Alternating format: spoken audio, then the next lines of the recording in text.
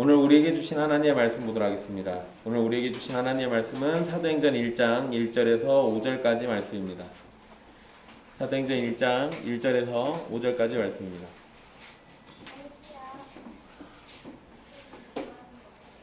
귀하신 하나님의 말씀 받들어서 읽도록 하겠습니다.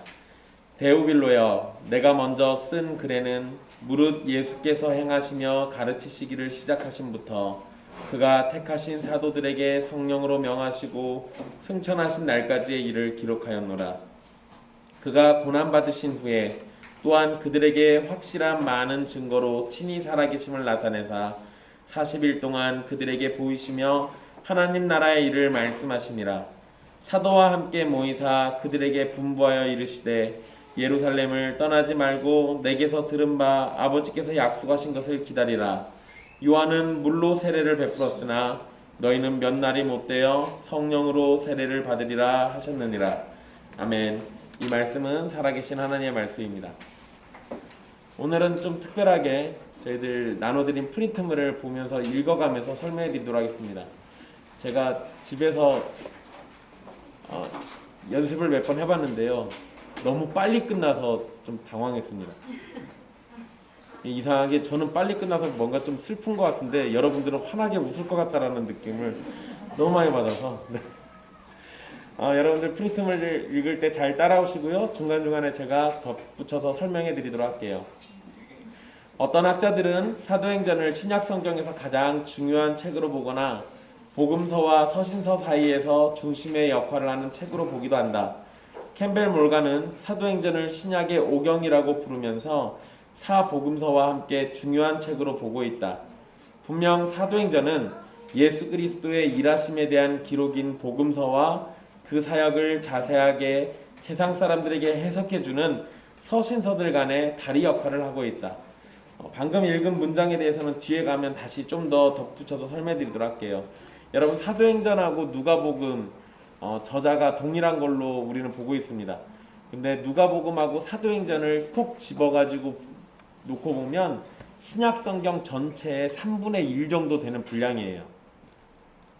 그러니까 전체의 3분의 1 정도라면 이 누가복음과 사도행전이라는 이 누가가 쓴 기록 자체가 신약성경에서 굉장히 중요한 역할을 하고 있다는 거죠. 그리고 이렇게 긴 내용을 성경에다가 우리가 이렇게 같이 포함해서 이렇게 읽도록 하나님께서 해주신 이유는 바로 복음서와 그에 따른 구원받은 백성들이 어떻게 살아가는가에 대한 모습들을 우리에게 알려주는 겁니다.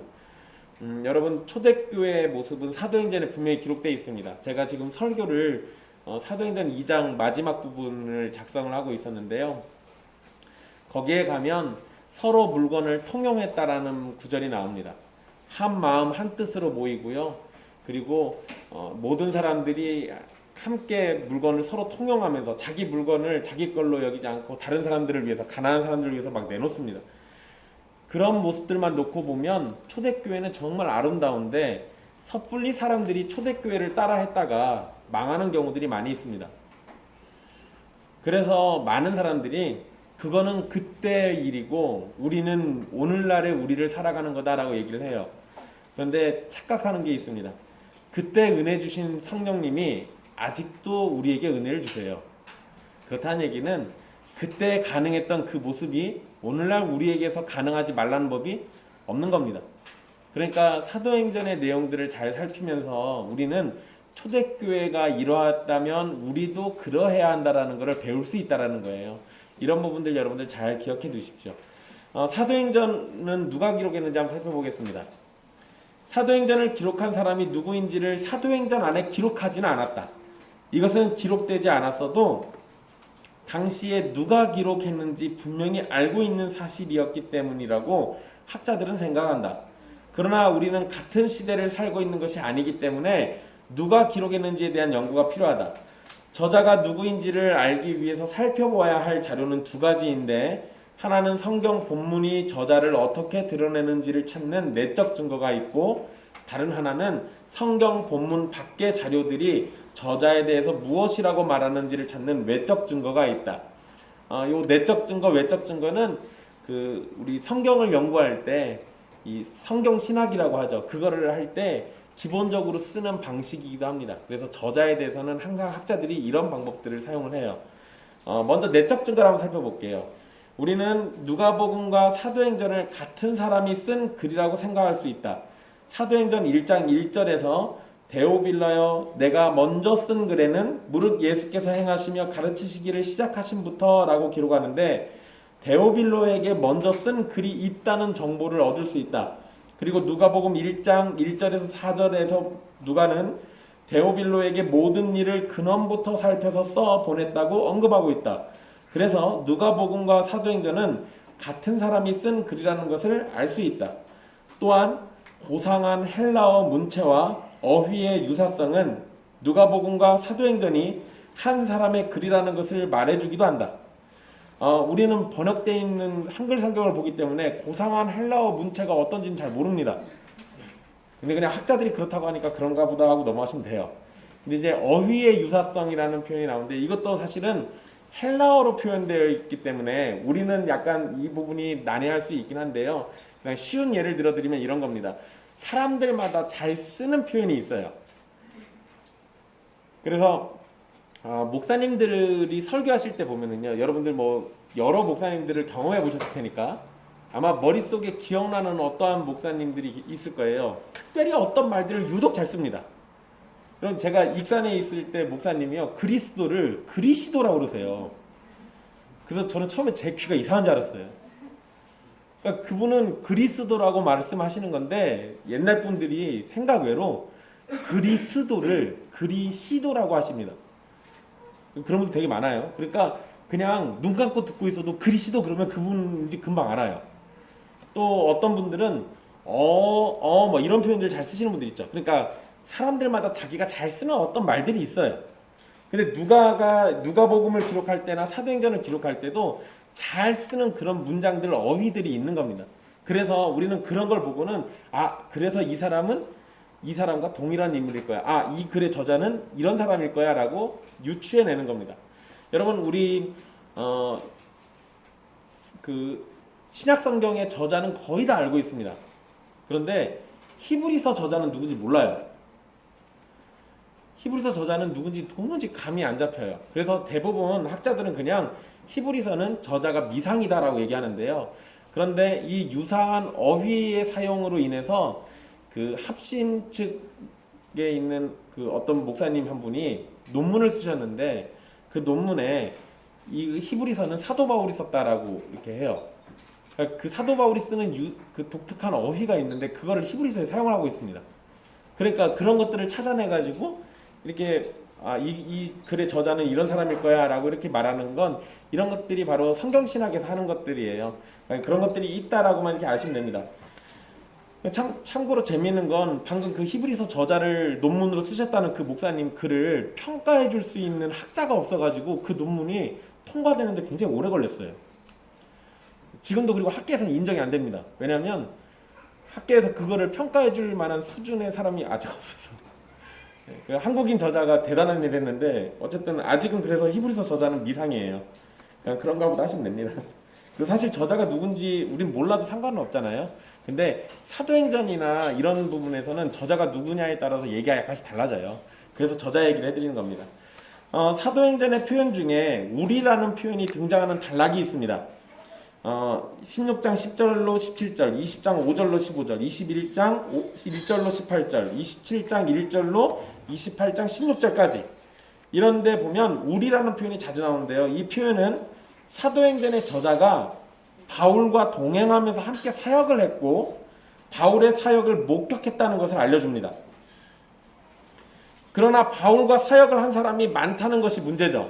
여러분 딱 떠오르는 사람 누가 있어요? 바나바가 있어요. 바나바가 쓸 수도 있잖아요.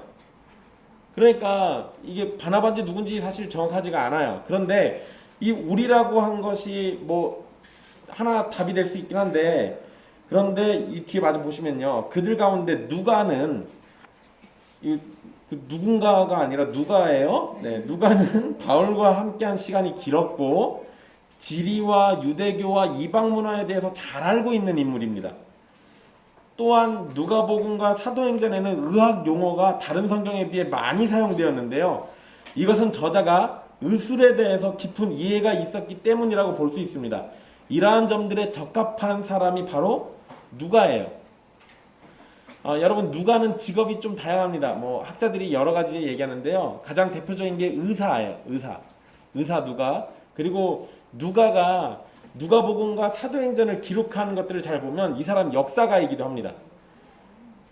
그냥 우리는 어떤 이야기를 적을 때요, 보통 사람들은 자기가 들은 이야기를 그냥 적고 말잖아요. 근데 누가는 이걸 꼼꼼히 살펴요.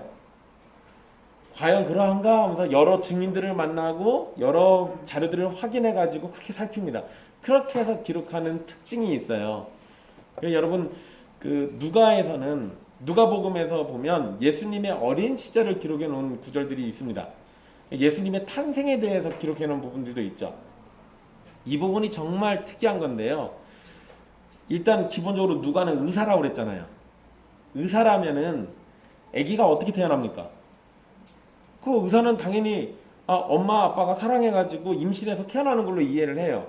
그런데 누가가 예수님의 탄생에 대해서 추적해 보니까 아니, 엄마 아빠가 사랑해서 태어난 게 아니에요. 그러니까 거기에다가 성령에 의해서 잉태했다는 걸 기록했는데 이거 의사가 써놨잖아요. 그러면 누가가 그것을 기록할 때를 생각해 보세요. 이게 의사가 가지고 있는 지식으로 도저히 용납이 될까? 이렇게 하면은 고개가 절레절레 흔들어질 겁니다.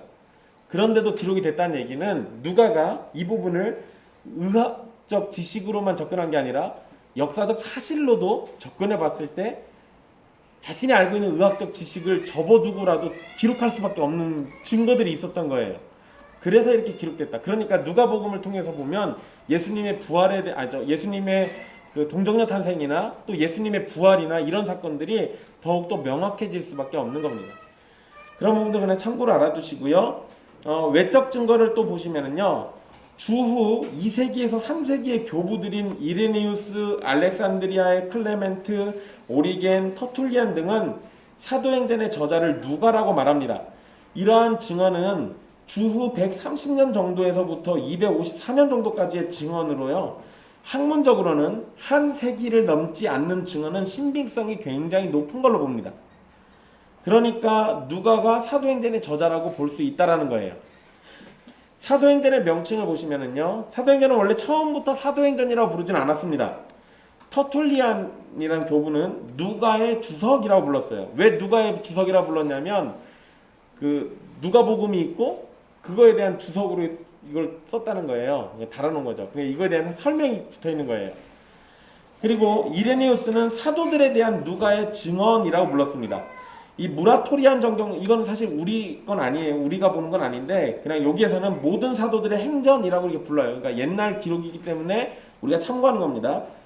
그리고 1세기 말에 사도들의 행전이라는 명칭이 처음 등장하게 되고요. 4세기의 사본과 7세기의 사본에서도 사도들의 행전이라는 명칭이 뒷부분에서 발견됩니다. 이 참 재밌는 게요. 여러분, 사도행전 맨 앞에 사도들의 행전이라고 써놓은 게 아니라 사도행전 맨 끝허리에다가 책 그 기록해놓은 두루마리 마지막 부분에다가 사도들의 행전이라고 적어놨어요. 그리고 이후에는 보편적으로 이 책을 사도행전이라고 부르게 됐어요. 행전이라는 말은 유명한 사람의 활동이나 공적을 나타내는 말입니다. 또한 때로는 특별한 집단의 속성과 활동을 기록한 책을 가리키기도 해요. 그런데 사도행전은 어떤 특별한 사도의 영웅적 삶과 행적에 초점을 맞추는 것이 아닙니다. 물론 베드로하고 바울과 같은 위대한 사도들을 중심으로 이야기가 기록되어 있긴 한데요. 거기에 초점은 사람이 아니라 하나님의 일하심에 맞춰져 있습니다. 그러니까 이 부분을 여러분 우리가 성경 읽을 때 항상 주의하셔야 돼요. 우리 좀 지나면 이제 베드로보다 이 사도 바울이 훨씬 더 부각되죠. 또 사도행전에 보면 사도 바울이 귀신 쫓아낸 거, 병든 사람 고친 거, 죽은 사람 살려내는 얘기 막 이런 거 다 기록되어 있잖아요. 그러니까 거기에 너무 집중하다 보면 우리가 사도 바울을 뭘로 봐요? 영웅으로 보게 되고 성인으로 보게 됩니다. 이게 카톨릭의 한 실수예요.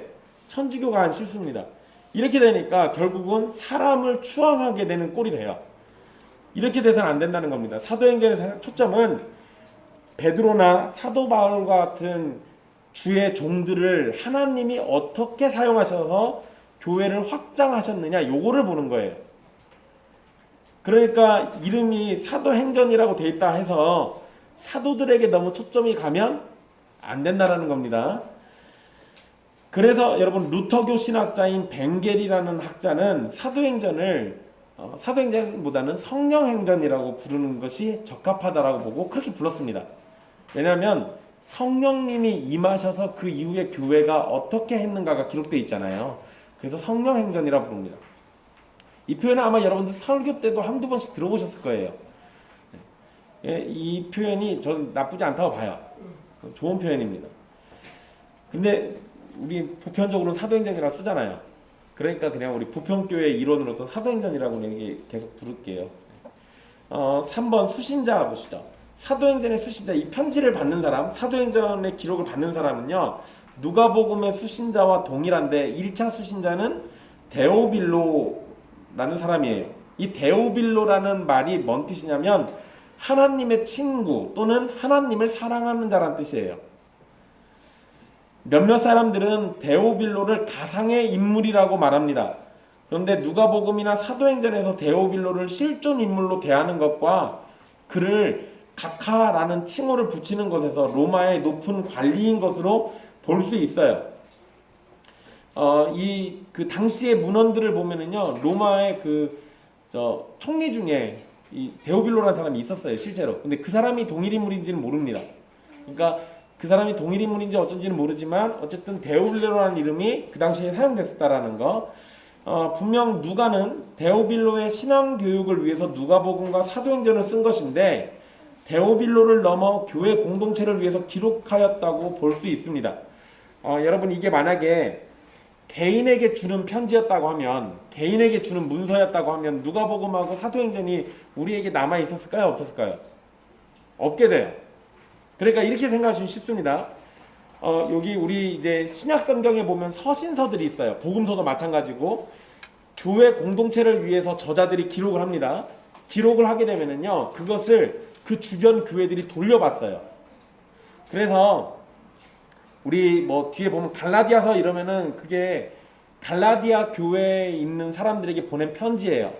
골로새서 이러면 골로새라는 지역에 있는 사람들에게 보낸 편지예요. 그런데 거기에다 보내놓고 이 편지가 골로새서나 갈라디아서에서만 읽히는 게 아니라 주변에 있는 지역을 다 돌아요. 그러니까 사람들이 그걸 필사해가지고 옆 교회로 보내준다든지 아니면 받은 거를 다른 교회로 또 보내준다든지 이런 식으로 해서 돌립니다. 그러니까 데오빌로에게만 보낸 것 같다라고 한다면 그냥 데오빌로가 보고 끝냈겠죠. 근데 이것이 교회 공동체에 남아있다는 얘기는 데오빌로가 그것을 보고 거기서 끝나는 게 아니라 자기가 속한 교회 공동체에 함께 돌려봤다는 거예요. 그러니까 이것이 기록으로 남아있는 거겠죠. 이렇게 생각하면 1차 수신자 처음 받아본 사람은 데오빌로가 맞지만 2차로 넓게 볼 때는 교회 공동체 전체라고 볼 수 있습니다. 그 부분 기억해 두시고요. 4번 기록 시기 보도록 할게요. 사도행전이 언제 기록되는지는 사실 이것도 여러분 정확하지는 않습니다. 그래서 학자들마다 의견이 달라서요. 주후 57년부터 135년까지 다양하게 의견이 제시됩니다. 그런데 일단 몇 가지 이유로 우리는 주후 60년 중반에서 70년 중반 사이라고 볼 수 있는데요. 첫째, 사도행전은 누가복음 이후에 기록되었다. 복음서의 기록 연대를 생각해보면 주후 60년 이전에 사도행전이 기록되었다고 볼 수는 없죠. 그러니까 주후 57년 이렇게까지 넘어가면 이건 안 돼요. 60년 이후다라고 이렇게 볼 수 있고요. 두 번째, 사도행전에는 바울의 죽음이 기록되지 않은 것으로 봐서 바울이 죽임을 당하기 전에 기록으로 볼 수 있어요. 또한 64년에 시작된 네로 황제의 핍박에 대한 언급이 없잖아요. 그런 걸 놓고 봤을 때 사도행전의 기록은 그 이전이거나 비슷한 시기였을 것으로 봅니다. 하지만 이런 점에서 이런 사건들을 반드시 기록해야 할 필요성이 있는 것도 아니기 때문에 조금 넓게 보면은 주후 70년경 정도까지 본다고 해도 무리는 아니에요. 이게 왜 기록 시기가 중요하냐면 기록 시기가 뒤로 가버리면 그 당시 실제로 그런 일이 있었느냐라는 거에 대한 의문이 발생해요. 그러니까 기록 시기는 굉장히 중요한 겁니다. 그리고 언제 기록됐냐에 따라서 이 뭐 그 선교를 갔을 때 그 지역이 어디냐 뭐 이런 것들도 완전히 달라지고 그래요. 그래서 기록식끼리 이렇게 얘기하는데요. 그냥 우리는 60년에서 70년 사이쯤 되는가 보다라고 이해하시면 돼요. 기록 목적 한번 보시죠. 이제 여기서부터는 좀 중요합니다. 뭐 이 앞에 거는 잊어버리셔도 괜찮아요. 사도행전은 예수님의 지상사역의 마지막, 누가복음 24장 50절로 53절에 나와 있는 내용인데요. 그것의 마지막이자 교회를 통하여 이루어질 예수님의 계속적 사역을 바라보게 하는 예수님의 승천 이야기로 시작합니다. 그러니까 여러분, 누가복음의 마지막은 당연히 예수님이 부활하시고 하늘로 승천하신 이야기가 나올 텐데, 사도행전의 첫 시작도 예수님이 하늘로 승천하신 이야기로 시작을 해요. 이렇게 누가복음과의 연결이 자연스러운 점을 생각해 볼 때 누가복음과 기록 목적이 같다고 추정할 수 있는데요. 이러한 추정이 어색하지 않은 것은 누가복음과 사도행전이 똑같이 데오빌로에게 기독교의 진리를 전하기 위한 목적을 가지고 있기 때문이기도 합니다. 누가복음은 약 30년에 걸친 예수님의 생애와 사역을 기록하고 있죠. 예수님이 어릴 적에 태어나셨을 때부터 중간에 그 선전에 갔던 이야기도 누가복음에 기록되어 있잖아요. 그러니까 그런 얘기부터 해서 나중에 예수님이 30대에 장성했을 때까지 기록을 담고 있잖아요. 그리고 사도행전은 예수님의 승천 이후 초대교회의 역사 30년을 기록하고 있어요.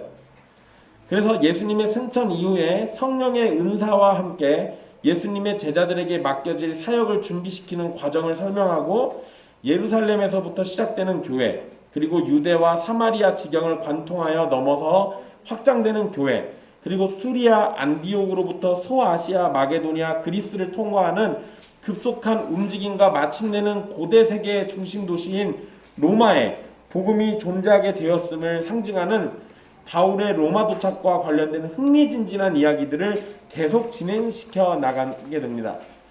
여러분 나중에 보면은 여러분들 사도행전 읽어보신 분들은 아실 거예요. 그 사도 바울이 죄수로 잡혀서 로마에게 압송되는데 가는 길에 배 타고 가면서 뭐 만나요? 풍랑 만나죠.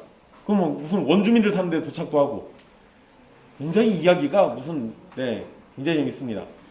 인디아나 존스 저리 가라예요. 그러니까 사도행전에서 이런 이야기들을 이렇게 기록하면서 결국 이 사도행전을 읽는 사람들에게 복음이 어떻게 확장돼 가는지를 자꾸 보여주는 거예요. 결국 사도행전을 통해서 예수 그리스도가 이루신 구속 역사가 초기에는 어떻게 이해되었고 전파되었고 적용되었는지를 배울 수 있습니다. 누가 의도하고 기록한 것은 아니겠지만요, 전체 성경의 측면에서 볼 때 사도행전은 복음서와 서신서를 이어주는 역할을 하는데요. 빌립보서를 바르게 이해하려면 사도행전 16장에 기록된 빌립보에서의 전도 이야기를 알아야 합니다. 또 데살로니가 전서 후서를 정확하게 이해하려면 사도행전 17장에 기록된 데살로니가에서의 전도 이야기를 알아야 돼요. 즉 사도행전을 통해서 서신서의 가르침을 온전히 이해할 수 있도록 하나님께서 준비시켜 주셨다고 볼 수 있어요. 이제 주요 주제들을 한번 보도록 할게요. 1번 하나님의 나라입니다. 하나님의 나라라는 표현은 사도행전에 7번밖에 나오지 않습니다. 1장 3절, 8장 12절, 14장 22절, 19장 8절, 20장 25절, 28장 23절, 31절. 그러나 하나님의 나라가 사도행전의 처음과 마지막에 나오기 때문에 우리가 집중하게 돼요. 맨 처음에 등장하고 또 제일 마지막에 또 나옵니다. 1장 3절 말씀 거기 제가 따옴표로 해놨는데요. 우리 같이 읽어볼까요? 시작. 그가 고난받으신 후에 또한 그들에게 확실한 많은 증거로 친히 살아계심을 나타내사 40일 동안 그들에게 보이시며 하나님 나라의 일을 말씀하십니다. 이건 제가 읽을게요. 예수님은 부활 후에 제자들에게 하나님의 나라에 대해서 가르치셨습니다. 그리고 그 가르침을 따라 제자들은 하나님 나라를 담대하게 그리고 거침없이 전파하게 돼요. 그리고 28장 31절 이 사도행전 마지막인데요. 거기에 또 어떻게 기록되는지 같이 읽어봅시다. 하나님의 나라를 전파하며 주 예수 그리스도에 관한 모든 것을 담대하게 거침없이 가르치더라. 아멘. 그럼 누가복음에서 하나님의 나라가 어떤 성격을 가지고 있는지를 많이 언급하고 있습니다. 그리고 사도행전에는 바로 그 하나님의 나라가 힘있게 전파되고 적용되는 과정이 기록되어 있어요. 여러분, 하나님의 나라는 어떤 성격으로 알려지고 있나요? 우리에게 사실 여러 가지가 있는데요. 이거는 단편적으로 이렇다 저렇다라고 얘기하기가 어려워요. 그냥 이거는 따로 제가 설교를 해드릴게요. 예, 여러분, 우리 쉽게 우리 복음서에 보면 비유가 나오죠. 그 비유가 대부분 이 하나님의 나라에 대한 설명입니다. 그러니까 그 누가가 기록하고 있는 비유에서도 하나님의 나라를 언급하고 있고, 또 예수님이 친히 가르쳐 주신 내용에도 하나님 나라가 언급되어 있어요. 그것이 어떻게 힘있게 전파되고 확장되는지를 사도행전이 보여주고 있는 거죠. 이런 부분에서요, 우리는 이 똑같은 하나님의 나라 백성으로서 오늘날 우리 모습하고 초대교회 때 힘있게 나가던 이때 모습을 비교해 보면 우리는 한없이 부끄러워질 수밖에 없어요. 사실 여러분, 역사 속에서 지금보다 더 기독교가 득세했던 적이 없습니다. 이렇게 태평성대를 누린 적도 없어요. 거의 대부분은 기독교는 예수 믿는다라는 이유로 핍박받기가 쉬웠어요. 근데 이렇게 평안한 때를 보내고 있는데 가장 힘없는 교회의 모습을 또 보여주고 있어요. 정말 슬픈 일이죠. 그러니까 우리가 가지고 있는 주변 환경만 놓고 보면 초대교회보다 10배, 20배 더 강력하게 힘을 발휘해야 맞아요. 근데 우리가 지금 그러지 못하고 있다는 얘기는 우리는 초대교회가 가지고 있었던 교회의 기본적 원리로부터 벗어나 있다는 것을 보게 되는 거예요. 이런 부분들은 나중에 다시 또 설명해 드리도록 할게요. 하나님 나라는 영적인 나라로 세속적인 나라와 구분됩니다. 하나님 나라는 물리적인 힘과 권력으로 확장되지 않고 복음 전파를 통해서 확장됩니다. 특히 사도행전의 말미에서 로마에 도착한 바울은 아침부터 저녁까지 강론하여 하나님의 나라를 증언하고 모세의 율법과 선지자의 말을 가지고 예수님에 대하여 권면합니다. 이것은 하나님의 나라와 구약 성경의 상관성 혹은 연결성을 알려주는 거고요. 구약과 신약의 진리는 일관되게 예수 그리스도이며 예수 그리스도는 하나님의 나라를 전파하기 위해서 오신 분임을 가르쳐 줍니다. 그러니까 여러분, 사도행전 설교를 하면서 예수님을 증거 안 하고 이 사도 바울과 이 베드로의 이 위대함을 보라고 자꾸 가르쳐 주면 뭔가 이상한 거예요. 이상한 겁니다. 사도행전도 결국은 이 사도들이 이 복음 전파하면서 다니면서 있었던 일들을 기록하지만 결국 중심은 예수 그리스도를 증거하고 있는 거예요. 그리고 여러분, 나중에 우리 하나님의 나라에 대해서 제가 이제 설교는 우리 들어가면 바로 듣게 되는데요.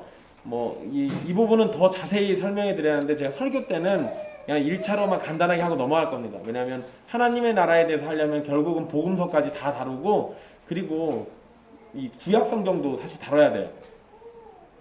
구약에서부터 하나님의 나라가 우리에게 주어진 거고, 그것이 어떻게 실현되는지를 역대 왕들을 통해 가지고 보여주면서 하나님의 나라의 모형들을 자꾸 보여주거든요. 그리고 그것이 실제로 드러나는 게 복음서에서 예수님 오셨을 때고, 그것이 더 구체화된 게 사도행전에서의 모습이에요.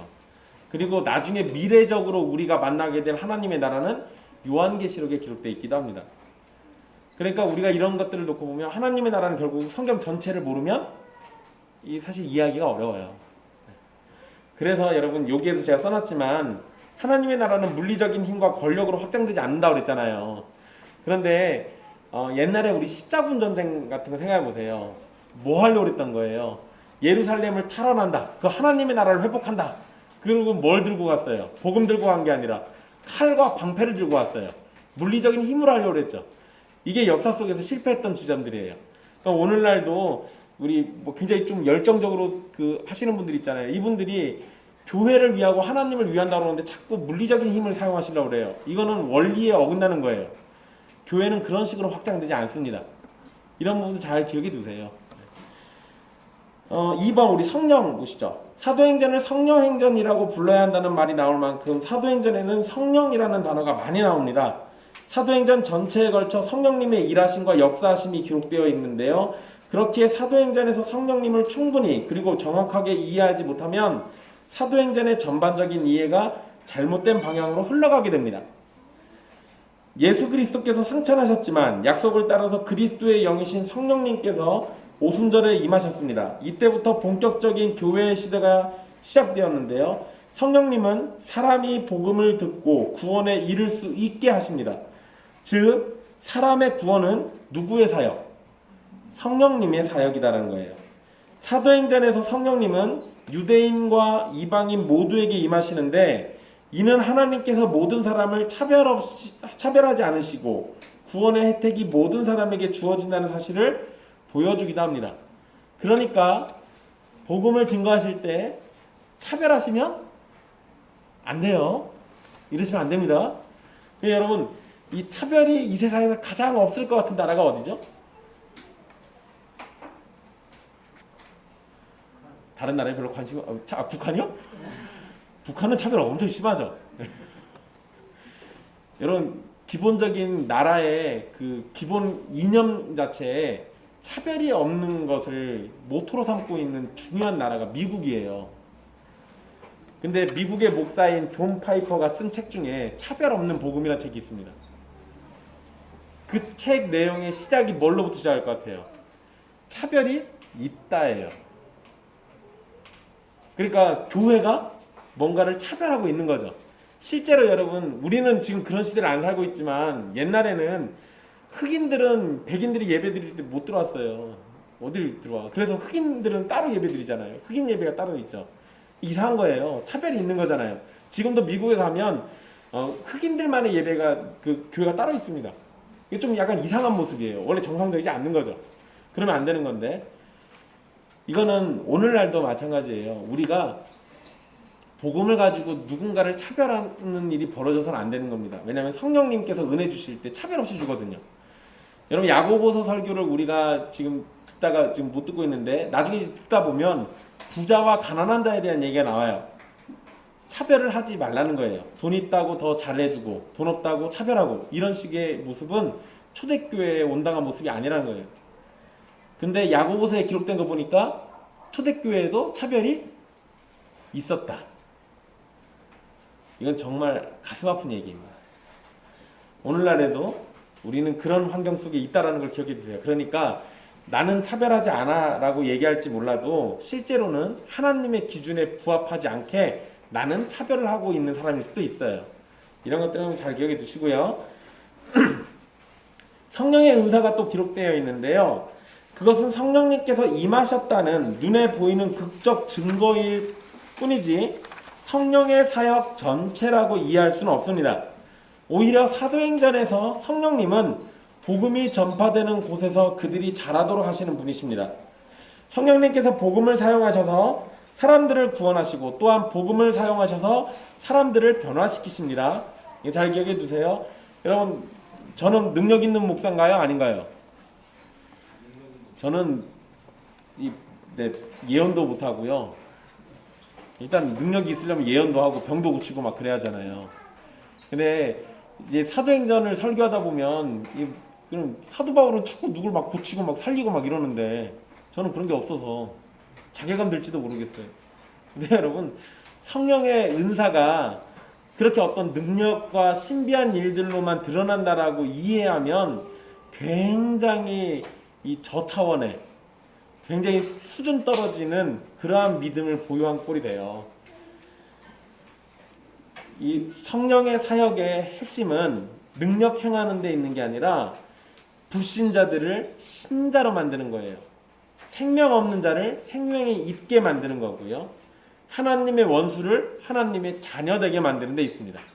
그게 성령의 능력의 핵심이에요. 그것을 증거하고 확증하기 위해서 역사들이 나타났던 겁니다. 그러니까 그 이상의 의미를 거기다 부여하면 안 돼요. 이거 잘 기억해 두십시오.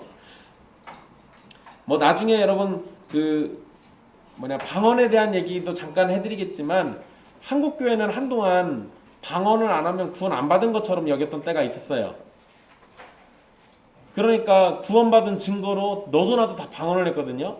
근데 성경은 어디에서도 구원받은 증거가 방언이라고 가르친 적이 없습니다. 구원받은 증거는 성령의 충만함으로 나타나는 거예요. 성령의 충만함은 거룩하고 충성스러운 신자다운 삶으로 드러나는 겁니다. 이 부분을 잘 기억해 두십시오. 그거는 이제 우리 1장, 2장 바로 들어가면 금방 나와요. 또 계속 보실게요. 때로 성령님께서는 사도와 그리스도인을 위험에서 건져주시고 그들의 길을 인도해 주십니다. 성령님께서는 그들에게 능력을 주셔서 위협과 박해의 상황에서도 불구하고 복음을 담대하게 전하도록 하십니다. 대표적인 인물이 누가 있죠? 죽으면서도 복음 전했던 사람. 스데반 있죠. 스데반. 저나 여러분이나 다 스데반과 같은 믿음이 있으면 좋겠습니다. 일단 그러시려면 돌로 쳐 맞으면서도 이게 증거하셔야 돼요. 근데 우리에게 그런 극한 상황은 없잖아요. 그런 극한 상황이 없는 건 감사할 일이지만 오히려 또 그런 극한 상황 속에서 우리의 믿음이 시험받고 하나님 앞에 증거되는 상황도 없는 거예요. 이렇게 놓고 보면 우리는 참 비참한 시대에 살고 있다라고 볼 수 있는 겁니다. 사도들이 사람들 앞에서 능력을 나타내 보일 수 있었던 것도 성령님의 능력으로 되어진 일이며 그것은 사람들 앞에서 사도들의 권위를 능력으로 증명해 보이시는 사건입니다. 그 이상은 아니라는 거예요. 성령님은 하나님이시라는 사실도 강조되는데 성령을 속이는 자는 하나님을 속이는 것으로 판단되었으며 엄중한 심판을 받게 됩니다. 이렇게 심판받았던 사람이 누구죠? 아나니아와 삽비라라는 사람이에요. 그러니까 우리가 사도행전에서 성령님을 배우게 될 때 자칫 이 아나니아와 삽비라 사건이 없으면 성령님을 하나님의 능력 정도로만 여기게 돼요. 그런데 아나니아와 삽비라 이야기가 기록된 사도행전 5장의 내용을 보면 그 사건 때문에 성령님이 하나님이시라는 것이 드러나게 돼요. 원래도 하나님이셨지만 그거에 대한 개념이 온전치 않으니까 우리에게 그러한 사건들을 통해서 성령님은 하나님이시다라는 걸 또 드러내시기도 하는 겁니다. 이건 잘 기억해 두시고요. 3번 교회 볼게요. 사도행전은 성령님을 통해서 교회가 세워지는 것을 보여주는데요. 교회가 설립되는 과정, 초대교회의 삶, 초대교회가 부흥하는 모습, 초대교회가 마주친 어려움 등이 생생하게 기록되어 있습니다. 초대교회는 사도들의 가르침을 받는 일, 서로 교제하는 일과 기도하는 일에 힘을 씁니다. 또한 그들은 한 마음과 한 뜻이 되도록 서로 노력했고요. 이것이 가능했던 것은 동일한 말씀과 기도를 통해서 가능했습니다. 초대교회가 재산과 물질을 공유했다는 것은 잘 알려진 사실인데요. 이것은 공산주의적인 개념이 아닙니다. 사유재산은 그대로 유지하면서 자발적으로 가난한 사람들과 자신의 것을 나누며 살았는데 이것이 가능했던 것은 삼위 하나님으로부터 받는 사랑으로 하나가 되었기 때문이에요. 이러한 모습은 다른 지역의 교회가 어려움을 겪을 때 자발적으로 연보를 거둬 섬기는 모습을 보인 것으로도 나타나게 됩니다. 그러니까 초대교회의 아름다운 우리가 본받고 싶은 그런 모습을 우리가 노력해가지고 얻을 수 있다라고 이야기해서는 안 돼요. 가장 기본적으로는 삼위 하나님의 은혜가 먼저 선행되는 거고 그 은혜 가운데 또 충성스럽고 순종하는 하나님의 백성들이 있기 때문에 그런 모습들이 나오는 겁니다. 이걸 생각해보면 먼저는 우리도 하나님으로부터 은혜 받기를 원하고 또 은혜 주신 만큼 그에 따라서 순종하려고 하는 그런 의지적인 모습도 우리에게 나타나야 한다는 걸 알려주는 거예요. 4번 선교 보도록 할게요. 선교는 사도행전의 굉장히 주된 주제이죠. 초대교회가 세워지고 성령님의 능력을 받은 교회가 하나님의 나라를 어떻게 확장해 나가는지가 기록되어 있는데요. 초반에는 베드로와 사도들 그리고 집사들의 활동이 기록되어 있고 후반에는 바울의 활동에 집중되어 있는데 이 모든 것은 선교를 위한 활동이었습니다. 선교는 예수님께서 하신 말씀을 따른 것으로 오직 성령이 너희에게 임하시면 너희가 권능을 받고 예루살렘과 온 유대와 사마리아와 땅끝까지 이르러 내 증인이 되리라 하시니라라는 이 말씀의 실천이에요. 그리고 여러분 우리가 이제 사도행전을 놓고 보면 이 말씀이 그대로 구조에 다 드러나요. 그래서 처음에는 성령이 임하고 난 다음에 사람들이 예루살렘에서 예수님의 제자로서 증인의 일을 하죠. 그리고는 온 유대로 확장되고요. 사마리아로 또 넘어가고 그 다음에 땅끝 그것이 여기에서 땅끝으로 제시되어 있는 게 이 로마예요. 근데 로마로 끝나는 것이 아니라 땅끝이 어디가 있죠? 여러분 이 세상은 지구는 둥글어서 땅끝이 없어요. 그러니까 로마로부터 계속해서 땅끝을 계속 뺑뺑뺑 도는 거예요. 그러니까 결국 사도행전의 끝은 존재하지가 않는 겁니다. 그래서 선교 중심적인 어떤 선교단체나 그런 어떤 그런 마인드를 가지고 있는 분들을 보면은요, 지금도 사도행전은 계속된다라고 얘기해요. 우리들을 통해서. 이 말은 틀린 말은 아니에요. 맞는 말이긴 한데, 이제 그러면은 사도행전이라고 떼고 이제 제자들 행전이라고 한다든지 아니면 정말 성령 행전이라고 한다든지 이래야죠. 그 말이 자칫 잘못하면 우리도 오늘날의 사도인 것처럼 비춰지기가 쉽거든요. 어쨌든 그렇다라는 기억해 주시고요. 7번 우리 사도행전을 같이 마지막 보도록 할게요. 우리는 사도행전을 통해서 하나님의 나라가 어떻게 확장되어 가는지를 배우게 됩니다. 성령님의 일하심과 교회의 본질이 무엇인지에 대해서도 배우게 돼요. 하나님의 구원은 예수 그리스도 안에서 남녀노소 누구나 차별 없이 주어지고 성령님의 역사하심을 통해서 확실히 드러나게 됩니다. 신자들은 사도행전을 통해서 복음의 내용을 다시금 확인하고 그 복음이 역동적으로 전파되고 교회를 세우고 성도를 변화시키는 능력이 어떻게 드러나는지를 확인할 수 있게 됩니다. 무기력한 오늘날의 교회와 성도들에게 교회의 힘있고 생기 있는 모습이 무엇이며 그 근원이 무엇인지를 배울 수 있는 사도행전은 하나님이 우리에게 주신 소중한 선물입니다. 그래서 오늘날도 사도행전은 가치가 있다라는 거예요. 이건 잘 기억해 주십시오. 여러분 정말 제가 에베소서를 설교하면서 여러분들이 굉장히 힘들어하는 걸 알고 있기 때문에 창세기는 엄청나게 빨리 끝낸 겁니다. 에베소서는 6장이었는데 88번 했어요. 창세기는 50장이었는데 91번 했습니다. 성공했죠, 이러니까. 근데 사도행전은 지금 제가 2장까지 설교하는데 9번 설교문 썼어요. 도저히 빨리 나갈 수가 없습니다. 또 이 앞부분에 중요한 내용들이 너무 많아가지고 그러기도 해요. 뒤에 가면은 이야기로 전개되면은 그때는 좀 빨리 나갈 겁니다. 근데 제가 이걸 쓰면서 시간이 부족하다라는 걸 많이 느껴요. 설교하기에 제가 보통 50분에서 1시간 사이를 설교하거든요. 근데 여러분 우리 옛길교회 초창기에 예배 드리셨던 분들은 기억할 겁니다. 20분 설교했어요. 제가 30분 설교했을 때 유독 뒤를 돌아보시던 분들이 많았습니다. 이제 그러다가 40분 설교하니까 이제 포기들 하시고 그러다가 이제 슬슬 50분 1시간 채워도 이제 더 이상 반응들 안 하시더라고요. 가장 고마운 건 우리 아이들이 인내력을 가지고 그걸 잘 지켜준다는 거예요. 근데 제가 사도행전 설교문 쓰면서 큰일 났다. 이거 1시간 넘는 설교들 나오겠어요. 근데 여러분 그만큼 중요하다라는 거를 좀 기억해 주세요. 사도행전이 가진 가치와 의미가 너무 중요해서 그것도 제가 줄여서 쓴다고 쓴 거예요.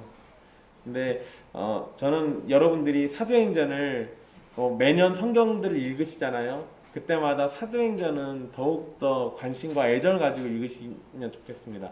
왜냐하면 사도행전에는 분명 우리가 따라가야 할 초대교회 모습들이 있어요. 또 우리가 매번 그것들로 점검해야 하기도 하고요.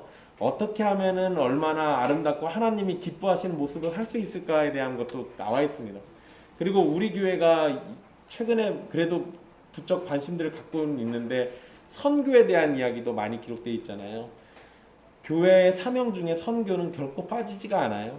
근데 그것을 어떻게 해 나가는지 무엇으로 해 나가는지가 사도행전에 기록되어 있습니다.